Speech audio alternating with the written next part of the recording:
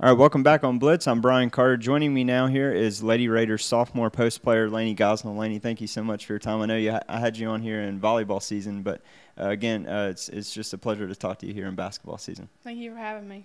Now, you've had a great season so far, but and I know I mentioned this in volleyball, but it's not a common thing for freshmen to get some experience, and you had that invaluable experience last year and racked up a lot of points, close to 500 points last year alone.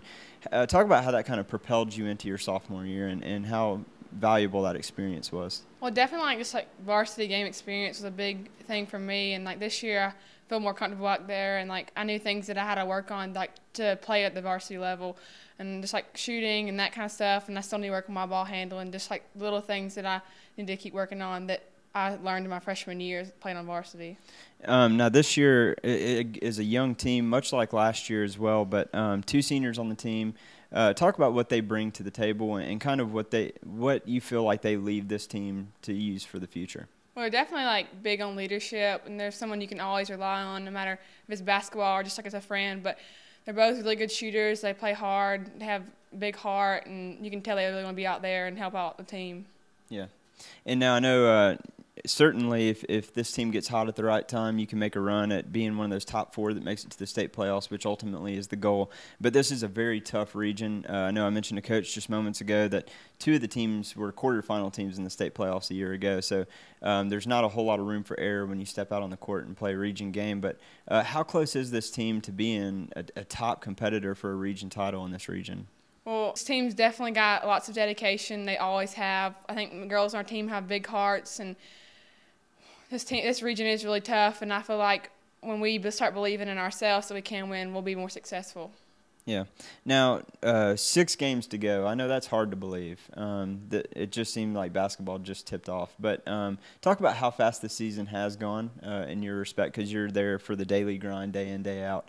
And then, what are the biggest improvements you'd like to see this team make and yourself make in the final 6 games before region tournament? This season really has flown by. I mean, we put in so much work in the summer, and even in the off season, we're always working on basketball. But just the season time, as far as playing games, has flown by. But definitely, I'd like to see us work more as a team and figure out each of us as individuals to see how we can bond as a team and play more as a team. And like Coach said, that we need more scoring and work on things that we need people to help us out with, and to see them step up and see what they their roles to play. Yeah, I know I asked you this around volleyball season, the way that you still participate in track and field, correct? So you have a 3-sport star is what you are, and I asked you before, how do you keep your body from breaking down? But kind of spinning off of that, how much of your time is devoted to basketball? Because you play year-round in basketball to make sure you're in game shape and be able to hone your skills. Well, even in the off season, I've always been out in the driveway, shooting, and I get time to do that. But we do start 2-on-1s with Coach Hood, and then we have summer workouts, and we go to TNF camp, and we really spend a lot of time on basketball. And I feel like most of my time is spent on basketball. Now, this is the last question for you, but it's a big one. You have a chance right now. Again, you were close to 500 points closing out your freshman year, which is just unbelievable to me. But this year, you're putting up even better numbers. So you're going to be closing in on 1,000 points, either to get, if you make a deep run this year or at the beginning of next year.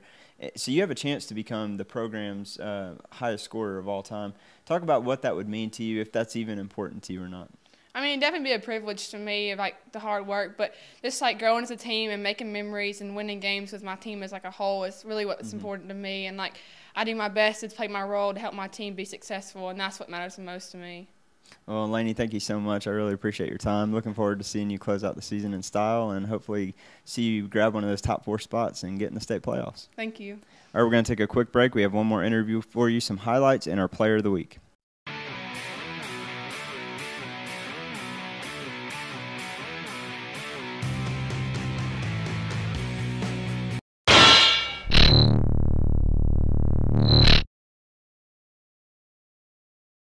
The most versatile cooking device ever.